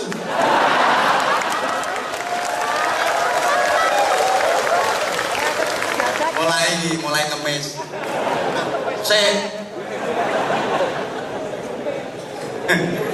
Ya Allah, setan itu kayak gitu. Aku tak ngerti. Ya wes. Allahumma sholli ala Muhammad. Setan ini macam-macam cara godanya. Kalau ada perempuan jalan, itu biar laki-laki tertarik. Setan ini punya cara. Ini aku terang non. Kalau dari belakang, laki-lakinya di belakang, itu sama setan. Mohon maaf ya, ini bokongnya perempuan didabuni. Makanya terus akhirnya melakukan bokongan kok. Karena didabuni sama setan itu. Jadi setan ini loro, yang satu dari sebelah kanan, yang satu dari sebelah kiri, sambil ngetutke, sing kono nyebul gini nyedot, kono nyebul gini nyedot. Setan ini koyo telu kuaten. Lho ono kok al-mar'a idza aqbalat wa ma'aha syaiton, wa idza adbarat wa ma'aha syaiton. Kowe ora ngerti artine, makane tak terangno ngono ae. Wong aku sing maca yo ora ngerti artine yo. Lah kalau dari depan, setan ini kurang ajar. Kalau dari depan itu perempuan caranya goda gimana? Dilunggui sirahe. Jadi setan itu duduk di kepala perempuan. Nah karena kepalanya diduduki, makanya terus jalannya akhirnya sirahe terus ke asminatil bukti ini kok melakukan nah terus sikile banjir no pedal gitu tengen ini. Nah terus diolai pedal ini diolai kan setan. Gak percaya dia bang. Sehingga nanti perempuan jalannya kan kayak gini. Itu. Nah itu karena buat diomongin teman-teman dianu sama setan. Aku paham wong dulur dhewe yo. Sama tak kasih tahu kan, sama juga saudaranya, cuma belum ngerti. Setan itu mbok sesuwe terus. Subhanallah. Caranya goda itu mau macam-macam. Cara goda manusia itu macam-macam, itu setan. Dan setan itu ya, ngomong setan ini nggak ada habisnya memang. Ya karena yang diomongi juga sampai aku ribet ya, khawatir nek tersinggung ngono. Dulure tak critake khawatir ono sing mangkel ngono lho aku. Wong kelas-kelas setan ini ada yang kelas playgroup, kelas TK. Setan yang goda bayi itu juga ada, namanya Ummus Sibyan kalau dalam kitab. Makanya kalau ada bayi kecil, ya semua bayi pasti kecil ya. Kalau ada bayi kecil itu jangan sampai dibiarkan tidur sendirian. Harus ada temennya, direwangi baik, apa kakaknya, apa siapa. Jangan sampai dibiarkan tidur sendirian. Kata Nabi begitu. Mudah digoda setan yang namanya Ummus Sibyan. Tapi setan yang goda orang hebat lain lagi. Ada seorang sahabat itu namanya Abdullah bin Ummi Maktum, salah satu muadzin Rasulullah. Suaranya enak. Tapi sahabat ini mempunyai keterbatasan fisik. Beliau buta. Tapi rajin sholat jamaahnya. Nah karena kondisi buta, setiap berangkat sholat jamaah itu pakai tongkat. Orang buta. Nah, satu ketika waktu Abdullah bin Ummi Maktum ini berangkat sholat jamaah sambil tuk bawa tongkat kayak gitu, dia kesandung batu besar, geludak, kepalanya terantuk batu, berdarah. Ini cara sampeyan arep budal nyang masjid kok tiba sirai kubra, kira-kira terus nyang masjid apa balik mulai? Umpama sampeyan ngono lho. Arep nyang masjid durung tekan nggon kok tiba gludak sirahe bocor, terus ke masjid apa pulang? Hebat berarti terus ya wes. Terus mulai maksudnya kan gitu. Terus mulai. Ini Abdullah bin Ummi Maktum lanjutkan berangkat ke masjid, dia langsung ke jeding, nggak cari betadin, waktu itu belum ada betadin. Dia dibersihkan ini tetap sholat jamaah bareng Rasulullah. Akhirnya setan-setan itu musyawarah. Ini gimana ini cara goda orang ini? Ya Allah. Terus hari berikutnya mau berangkat ke masjid, tetap berangkat jamaah dalam kondisi kepalanya habis bocor itu. Mau berangkat itu di tengah jalan itu ada yang nyegat. Assalamualaikum, salam. Mau jamaah kek? Iya nak. Mari kek saya tuntun biar gak terjatuh. Ya nak, terima kasih. Antar dituntun ini sampai ke masjid. Begitu sampai ke masjid, ini kan yo terus Abdullah bin Maktum, nah kamu baik banget. Nuntun wong jamaah itu baik apa baik? Nuntun orang berangkat jamaah itu baik apa baik? Tolong dipegang kata-kata saya. Itu baik. Begitu sampai ke masjid, ini Abdullah bin Maktum berkata begini, nah kamu baik banget, terima kasih udah nuntun saya sampai ke masjid. Ini saya punya kurma, kamu ambil. Enggak kak, enggak, saya enggak. Saya nuntun, saya ikhlas kok. Ikhlas itu baik apa baik? Baik. Hari ketiga, begitu mau berangkat sholat jamaah di tengah jalan, dicegat lagi, kayak mau jamaah kayak, iya nak, mari kayak saya tuntun biar gak terlambat. Begitu sampai masjid, terima kasih nak, kamu baik banget. Ini kakek punya sorban, kamu ambil. Enggak, saya niatnya ikhlas kok. Ikhlas itu baik apa baik? Begitu sampai hari ketiga, berangkat jamaah dituntun lagi nama itu. Begitu sampai ke masjid, terima kasih nak, karena kamu kemarin tak kasih kurma ndak mau, tak kasih sorban juga ndak mau. Kamu udah nuntun saya selama 3 hari. Saya doakan mudah-mudahan kamu dapat ridho Allah. Enggak kek, saya enggak mau dapat ridho Allah kek. Enggak kek. Ini penasaran. Tanda tangannya ke Abdullah bin Maktum. Cek. Sebentar. Kamu itu aneh. Tak kasih kurma kamu ndak mau. Mungkin bapakmu jeragan kurma. Mungkin ayah kamu bos kurma, pantas wajar kamu gak mau tak kasih kurma. Terus kemudian tak kasih sorban kamu gak mau, ya wajar lah. Mungkin ibu kamu penjual sorban. Tapi ketika tak doakan mudah-mudahan dapat ridho Allah, kamu kok enggak. Kamu itu sebenarnya siapa? Saya setan kayak. Dari dia itu setan. Lah Abdullah bin Ummi Maktum kan heran. Kalau kamu setan, harusnya kamu kan goda saya. Mengapa justru kamu malah nuntun saya untuk pergi sholat jamaah? Itu melanggar perda.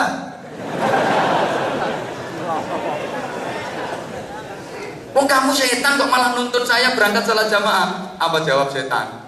Kayak 3 hari yang lalu kakek mau berangkat jamaah kan kesandung batu sampai terjatuh, kepala berdarah-darah. Iya bener, itu yang jadi batu aku kek. Aku memang sengaja jadi batu menghalangi jalan kakek biar kakek terjatuh, gelodak. Begitu terjatuh biar gak jadi berangkat sholat jamaah. berbalik mulai, makanya aku dadi watu biar kakek terjatuh. Kalau udah terjatuh berdarah kan nggak jadi sholat jamaah, kembali pulang. Ternyata kakek tetap aja berangkat sholat jamaah karena kakek habis terjatuh dan terus tetap berangkat sholat jamaah. Dosa kakek yang di langit itu dihapus separuh. Lah ini kalau kakek jatuh lagi iso-iso entek dosamu, makanya tak tuntun ben ora tiba. Lagi ini sampai tiba nek layon entek dosamu lunas, makanya ben ora tiba tak tuntun. Setan ini sampai kayak gitu.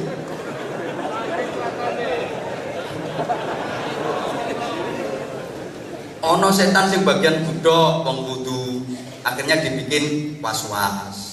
Kayak udah wudu kalau belum orang sholat itu juga digoda kan, makanya ada tuh orang sholat itu yang gak tadi usut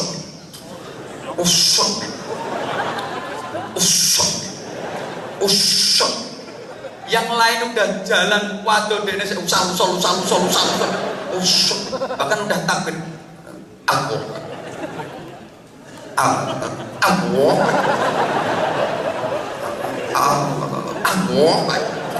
iku yo digodho setan nih. Makane rene ganggu liyane to.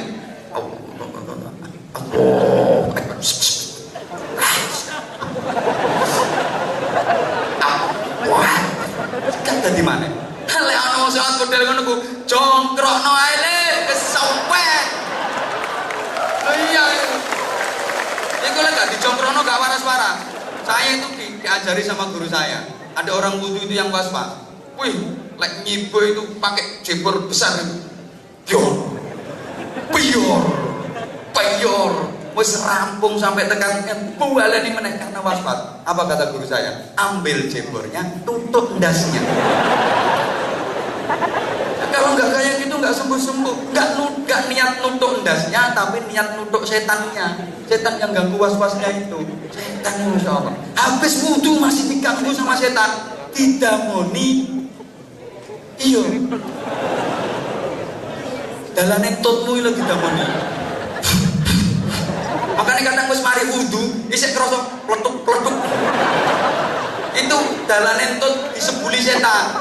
Mbok nganggo sedotan aku nganggo apa gak ruang. Telatene koyo ngono. Pol telatene arep situ. Maka Al-Quran menyindir kalau saya mengatakan bahwa kita itu dengan setan ono hubungan dulur, ya jangan marah. Memang ayat Qurannya juga ada. Innal mubadzirina kanu ikhwana syayatin. Sesungguhnya orang-orang yang boros, menghambur-hamburkan hartanya, mereka itu adalah saudaranya setan. Dihambur-hamburkan untuk urusan duniawi. Untuk menangkal setan itu, nah, uangnya dimasukkan ke kotak yang nanti lewat sebentar lagi. Modelnya kok gak gelem ngono sih jam piro saiki. Nah, sebentar. Halo.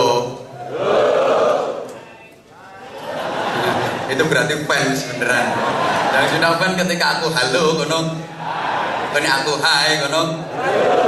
Berarti kan ini fanku yang pakai juga. Makanya kok jemburis. Berarti udah lama ya kalian merindukan aku. Yang di atas sana juga rindu aku. Sama dong. Kamu rindu aku juga rindu kamu. Ini loh. Nah terus kenapa sih Islam kok mengatur yang namanya ukhuwah? Insya Allah ini akan disambung setelah pariwara berikut. Sponsor itu semua truk. Ini nyumbang kabeh ora. Karena ini ada pensuksesan pembangunan Masjid Agung Pegu. Saya mohon bantuan kepada Ustadz Miftah untuk membaturi saya. Ngancani gitu dan memandu penggalangan dana. Siap? Ikhlas? orang sedekah itu banyak gak apa-apa, yang penting ikhlas. Daripada sedikit tapi tidak. Nah, ini Ustaz lelang dulu apa keliling dulu? Hah? Keliling dulu. Nanti ada pelelangan yang dipandu oleh Ustaz Miftah. Tapi sebelumnya keliling dulu. Yang infaknya banyak saya doakan mudah-mudahan rezekinya semakin banyak. Minimal gampang boleh utangan. Enggak, sholawatan cara Jawa sambil kita sama-sama baca doa bulan Rajab. Ini kan kita sudah memasuki bulan Rajab, bulan yang ke-7 dalam kalender Hijriah. Kan urutannya yang ke-7 ya. Kalau saya ngaji di Indonesia itu banyak orang Islam yang gak hafal kalender Hijriah. Itu tak kasih rumus. Kita lucu kalau kalender yang Masehi Januari, Februari, Maret sampai Desember kita hafal, tapi yang Muharram, Safar kita malah tidak hafal. Maka untuk memudahkan penghafalan itu tak kasih rumus muso, roro, juju, rosa, rosan, dul. Terus yang berguyu mesti dul gitu. Nah ini rumus ini untuk mudah menghafalkan muso, roro, juju, rosa, dul. Muso, Muharram, Safar. Roro, Rabiul Awal, Rabiul Akhir. Juju, Jumadil Ula, Jumadil Akhirah. Rosa, Rajab, Sya'ban. Rosa, Ramadan, Syawal. Dul. Nah, Dul Qa'dah, Dul Hijjah. Itu kalau dirangkum muso, roro, juju, rosa. Apalmu dul tok. Berarti Rajab itu kalau diurut menempati urutan bulan yang ke-7, Sya'ban ke-8, Ramadan ke-9. Urutan. Aja kaya dagelan iki pelawak, ngitung mulane durut tekan dhuwur. Pulau Jawa. Suro, Sapar, Mulut. Mulut iki tipe cangkem. Suro, Sapar, Mulut. Batu mulut Jumatil Awal, Jumatil Akhir, Rejeb. Ruah, Poso, Sawal, Selo besar. Enggak bener. Itu ngawur kok itu. Lah di bulan ini kita dianjurkan Nabi untuk memperbanyak doa, dan saya yakin semuanya doanya udah hafal. Sambil infaknya nanti keliling. Ini untuk pembangunan masjid. Man bana masjidan banallahu lahu baitan fil jannah. Siapa yang membangun masjid ikut berpartisipasi lillah karena Allah, maka Allah akan membangunkan istana untuknya di surga. Nah istananya berupa apa ya, tergantung seberapa nominalnya. Dan ingat, saya sering sampaikan bahwa surga itu jannatun tajri min tahtihal anhar. Di bawahnya mengalir sungai-sungai yang ladzatal lisyaribin. Ada dari khamr, ada dari susu, ada dari madu yang luar biasa nikmatnya. Tinggal nyeduk saja. Nek akeh. Nek titik yang dilan tok iku maya. Dolit dilan. Sing iso nyeduk yo 1 juta. Ya minimal separuh gaji lah. Nah, itu nanti ada bonusnya jaket itu dapat jaket bonus di sini, dan juga dapat gedung di surga, dan juga dapat subhanallah tajri min tahtihal anhar. Wong ibadahku wis gak karo-karuan. Arep jagake apa lek jagake sedekah. Orang itu kalau meninggal itu sambatnya gini. Ditenono iki sampean potong namu ngono iku modele.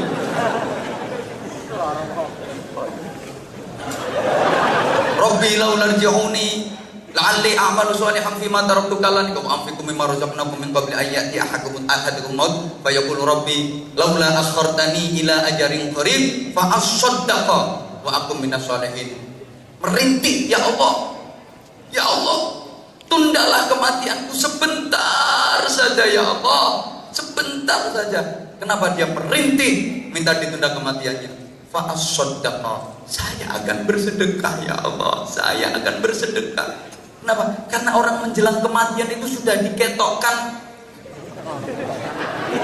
udah ditunjukkan nama Allah bahwa sedekah itu luar biasa, bisa menolong, bisa membela, pahalanya luar biasa. Dia nggak ngomong saya akan melakukan wiridan ini, saya akan melakukan ibadah ini, tidak, tapi saya akan bersedekah. Bukan kok saya kalau dihidupkan lagi saya akan berangkat umroh, saya akan pergi haji, enggak, tapi fa'as-sadaqah. Karena memang mesti diketokke betapa sedekah itu punya nilai yang luar biasa. Yo nyelametkeun nang donya, yo nyelametkeun nang akhirat. Kepinginnya seperti itu. Nah, di sana juga ada bidadari yang cantik-cantik luar biasa. Mosok bidadari kok mek 1000.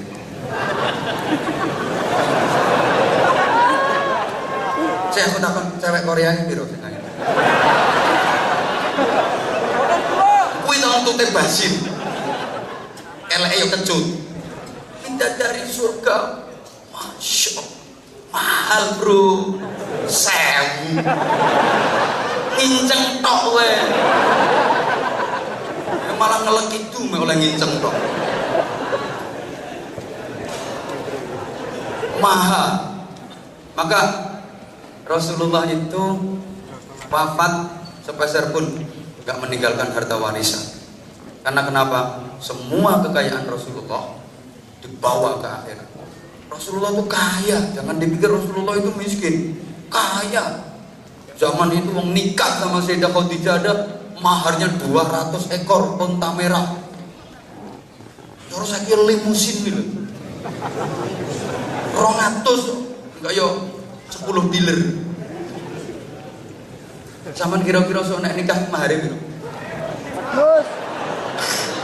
Saya ketemu sak legeke.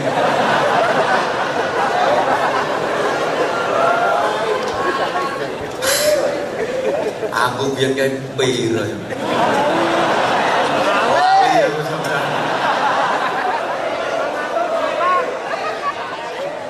Apa ngomong saya mangat tuh? Menyek kakean. Subhanallah. Tapi hartanya Rasulullah itu seluruhnya dibawa serta ke akhir. Apa sih yang akan menyertai kita? Toh mataul hayatid dunya. Dunia ki mataul ghurur, kehidupan yang menipu. Apa yang akan menipu di dunia? Kekayaan, pakaian yang bagus, harganya mahal-mahal, menipu. Kita pasti akan kecewa. Ujung-ujungnya jadi gombal mukio. Makanan yang nikmat dibeli mahal-mahal, ujung-ujungnya jadi. Coba kita pikir, rumah megah mewah, ujung-ujungnya hancur lebur. Mobil mewah dibeli, ujung-ujungnya masuk rongsokan. Semuanya, istri cantik, senom ayu, tuwe, guyu zaman Melayu. Iya, kaya ono kae saiki disawang sik nyenengno wong, 10 tahun gak semedeni wong wis.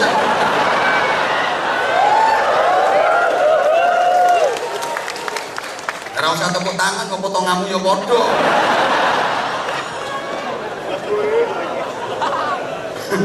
Yang akan kita bawa serta ya amal kita, di antaranya sedekah kita yang akan menyelamatkan kita. Maka sama-sama kita berdoa sambil keliling, nanti ada infak. Saya tirukan dulu doanya. Bismillahirrahmanirrahim. Allahumma barik lana fi rajaba wa sya'bana wa ballighna ramadana bi rahmatika irhamna. Allahumma barik lana fi rajaba wa sya'bana wa ballighna ramadana bi rahmatika irhamna. Allahumma barik lana fi rajaba wa sya'bana wa ballighna ramadana bi rahmatika irhamna. Ini kalau diartikan Allahumma ya Allah barik, berikanlah keberkahan, tambahan kebaikan lana kepada kita semua fi rajaba, di dalam bulan Rajab ini, wa sya'bana, dan di dalam bulan Sya'ban, wa balligh, dan sampaikanlah, wa ballighna, sampaikanlah kami ya Allah Ramadana, sampai ke bulan suci Ramadan. Ini ungkapan doa kita akan kerinduan kita bisa sempurna, kita menjalani bulan Ramadan sampai sempurna. Amin Allahumma. Diawali dengan semangat Rajab, diawali dengan semangat Sya'ban, sambil berinfak. Modelnya kok wabut. Ingat di dompetmu ada setan. Ketika jodoh sama si ngomong, setannya jawab. Ketika mau nyambut kok terasa berat banget. Kalau kepingin aku datang lagi ke sini, pecahkan rekor yang selama ini udah terjadi. Kalau kemarin misalnya infaknya dapat sekian, kali ini harus lebih banyak dari yang kemarin. Kalau nggak seperti itu mungkin sulit untuk mendatangkan.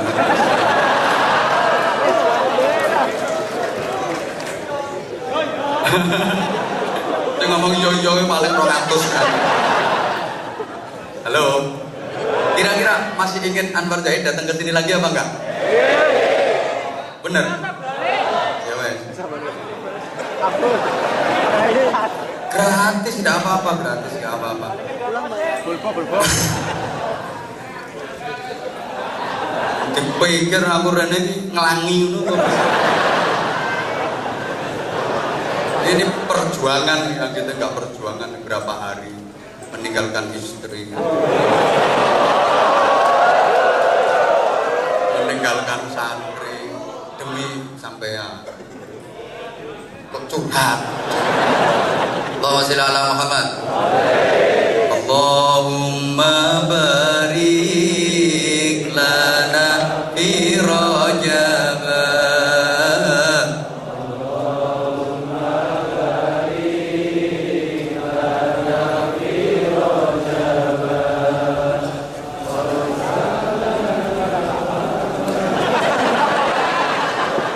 Ganti lagune di pakai apal kae. Allahumma barik lana fi Rajab wa Sya'bana wa ballighna Ramadana bi rahmatika irhamna wa ballighna Ramadana bi rahmatika irhamna. Ono kardus riwa kare nyaut riwi abot men baleni. Ono kardus riwa kardus njaluk diiseni sing ngiseni akeh rezeki, gak ngiseni bakal cepet rugi kok mati. Ya wes sakarepmu awas cepet mati tenan. Sing gak ngiseni ayo cepet baleni ngiseni. Teko kene mati kok didongakno wong sakmene akeh. Sing ngiseni akeh rezeki, gak ngiseni bakal cepet. Ayo donga. Allahumma barik lana fi Rajab wa Sya'bana. Allahumma barik lana fi Rajab wa Sya'bana wa ballighna Ramadana bi rahmatika irhamna wa Ramadana bi rahmatika. Udah habis sholawat ini masih terus ngaji nih. Saya separuh ini. Ono kardus keluyuran nyauto bro. Sing ngobat tangane tok, lambemu melu aku. Nyauti ono kardus keluyuran aja golek ganjaran sing maringi disayang pangeran, gak maringi kancane irhamna wa ballighna Ramadana bi rahmatika irhamna. Ono kardus riwa kare nyaut riwi abot men baleni. Ono kardus riwa kardus njaluk diiseni sing ngiseni akeh rezeki, gak ngiseni bakal cepet rugi kok mati. Ya wes sakarepmu awas cepet mati tenan. Sing gak ngiseni ayo cepet baleni ngiseni. Teko kene mati kok didongakno wong sakmene akeh. Sing ngiseni akeh rezeki, gak tak ngiseni bakal cepet. Ayo donga Allahumma barik lana fi Rajab wa Sya'bana. Allahumma barik lana fi Rajab wa Sya'bana wa ballighna Ramadana bi rahmatika irhamna wa Ramadana bi rahmatika. Habis sholawat ini masih terus ngajine, saya separuh ini. Ana kardus kelu nyauto bro, sing ngombat tangane tok, lambemu melu aku. Nyauti ana kardus kelu aja golek sing maringi disayang gak maringi kancane